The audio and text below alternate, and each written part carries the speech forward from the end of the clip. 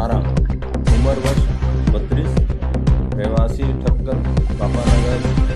અમદાવાદનો રહેવાસી છે અને આ ગઈ વર્ષે 21/7/2025ની રોજ બેંકોકથી નેપાળ 13 કિલો જેટલા હાઇબ્રિડ ગાંજા લઈને જાવતો હતો. ત્યારે ત્યાં એરપોર્ટ પર નેપાળ ઓથોરિટીઝ એનો ગાંજા સાથે પકડ્યા હતા અને ત્યાંની જેલમાં એનો મૂકવામાં આવ્યો. પછી જો નેપાળમાં જેમ જે આંદોલન ચાલ્યું ત્યારે આ જેલ તોડીને પરત ભારત આવ્યો અને નેપાળ ઓથોરિટીઝ અમારી જો બીજી સેન્ટ્રલ એજન્સી છે એના મારફતે એક લિસ્ટ પણ મોકલી હતી અને એવી પણ માહિતી હતી કે આ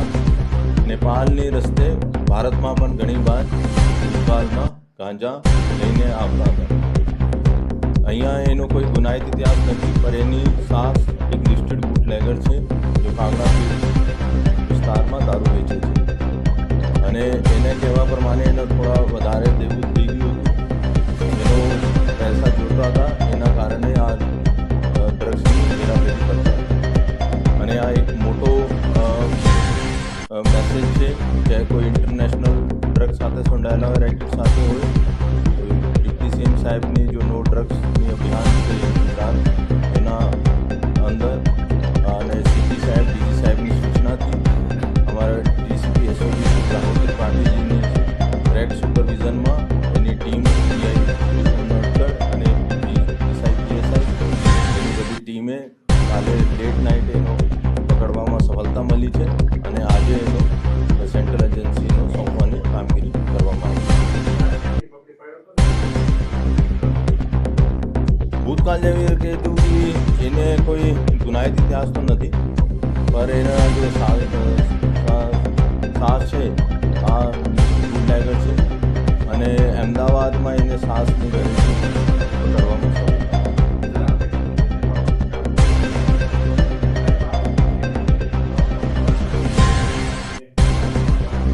એવી 2 આરોપીઓની જો છે જો ડ્રગ્સ સાથે બીજા અલગ અલગ ગુનામાં છે, પર વાત કરી ડ્રગ્સ સાથે જો સંકળાયેલા છે અમારા ટાર્ગેટ પર. એક સુરતનો રહેવાસી છે અત્યારે અટક નથી છે અને બીજા અહીંયા અમદાવાદ બેંકોકથી નેપાળ ગયો હતો, નેપાળથી આવ્યો અને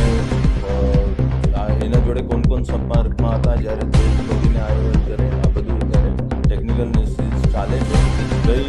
રાત્રે લેટ નાઇટ એનો પકડવા સફળતા મળી છે અને મને ઉમ્મીદ છે કે મારી ટીમ વિગત એને મળશે. આ જેલ ભાગીને પહેલાં યુપીમાં એન્ટર કર્યા હતા. યુપી